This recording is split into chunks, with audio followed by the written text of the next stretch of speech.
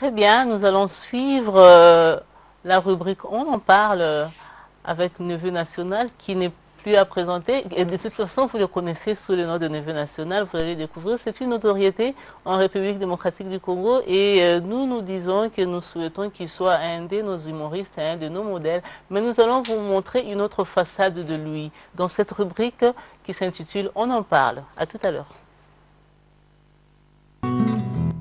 Une essence, un cri, une douleur, un bruit, encore très doux. Je m'appelle Jean-Claude Dadi Mayuma, c'est ça mon nom de famille.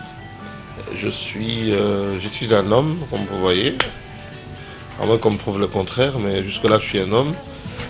Je suis père de famille, je suis marié pour ce qui concerne mon état civil. Et je suis né un mercredi, le 10 juin. Je suis né au mois de juin, le mois de Zintello, le mois de génie. Voilà, je suis né à Bumba. Bumba, c'est dans la province de l'Équateur, chez les Bangwandi, les Bangombe, les Bambouza. Je suis né là-bas. Et puis, je suis fils de M. Mayuma Senga, et de maman Marie-Hélène Bouya. Donc c'est ça mes parents, et puis voilà, je suis père de 2 filles. Moi je fais de l'animation TV, mais de l'animation avec sens de l'humour. Ça veut dire, c'est un programme de divertissement que j'ai créé qui, en fait, qui divertit, comment dirais-je, qui détend à travers de l'humour. Ça veut dire qui enseigne, qui communique, qui passe des messages à travers de l'humour. Alors, ce programme consiste à sortir le petit enfant qui loge dans chacun de nous. Ça veut dire chacun de nous a le sens de l'humour, mais peut-être tu peux avoir le sens de l'humour, mais tu n'es pas comédienne, par exemple. Je suis devenu directeur d'une chaîne de radio de la place. Peu après sa création, jusqu'à mon départ en 2012, j'ai assuré la direction de cette chaîne. Et voilà, c'est après que je me suis dit, bon d'accord, j'ai demandé à mon patron de l'époque, ambassadeur, je l'ai demandé, j'ai dit, écoute, s'il vous plaît, cher ambassadeur, est-ce que je peux passer aussi à la radio? Il était le seul qui a cru en moi, parce que tout le monde n'était pas d'accord, mais écoute, que chacun fasse son boulot. En fait, c'est ça le mal congolais. Ici, au Congo, quand tu es caméraman, tu ne peux pas faire autre chose. Si tu fais autre chose, on ne croit pas au polyvalent. On ne donne pas la chance à la polyvalence. Moi, c'était le seul qui a cru en moi. Je suis passé à la radio. Ça a fait ce que ça fait dans la ville. Rate pas ton neveu à l'époque. C'est une émission très suivie à la radio. Et puis après, bon, je me suis dit, à la télé, parce que tout le monde me disait, mais ça va à la radio, mais passe aussi à la télé. J'ai dit, mais je ne passe pas à la télé parce qu'il faut passer à la télé.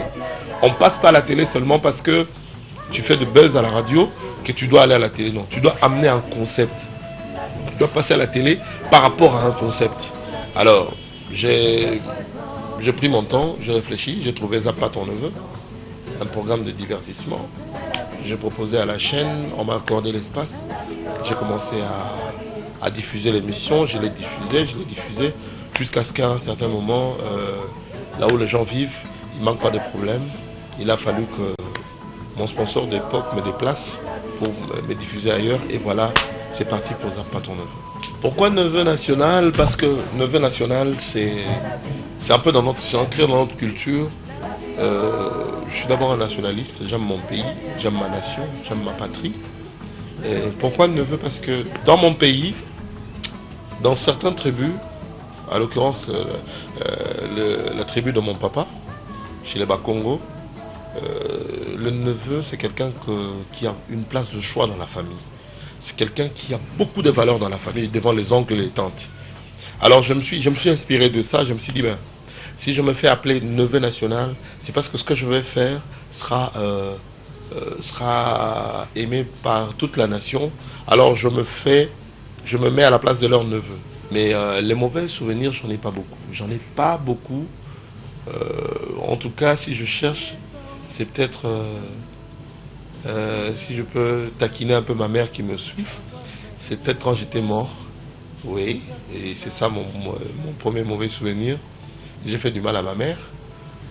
Moi, je me suis couché pendant 2 minutes. On m'a dit que je suis mort depuis 2 heures. Alors ça, tu vois, tu tombes comme ça, tu te réveilles, il y a des gens qui t'entourent. Tu comprends pas qu'est-ce qui se passe. Mais j'étais gamin à cette époque-là. Et c'est peut-être ça mon mauvais souvenir parce que ma mère avait beaucoup pleuré.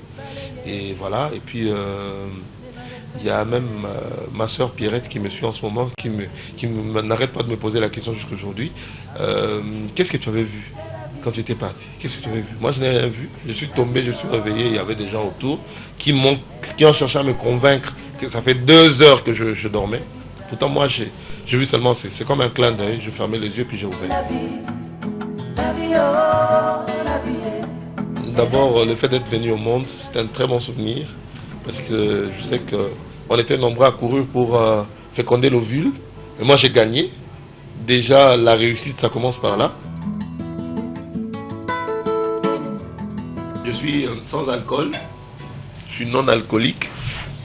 Parce que c'est comme mon prof d'étymologie a dit, mélancolique. Ça veut dire quelqu'un qui prend de l'alcool. On est mélancolique. On nous a traités d'une génération sacrifiée. Moi, je ne suis pas d'accord. Je voudrais que nous puissions prouver le contraire. Nous pouvons faire beaucoup de choses ensemble. Arrêtons d'insulter notre pays. Arrêtons de dénigrer notre pays. Arrêtons de dénigrer, de vendre très mal notre pays à l'étranger. Arrêtons d'insulter sur les réseaux sociaux notre pays. Croyons en ce pays.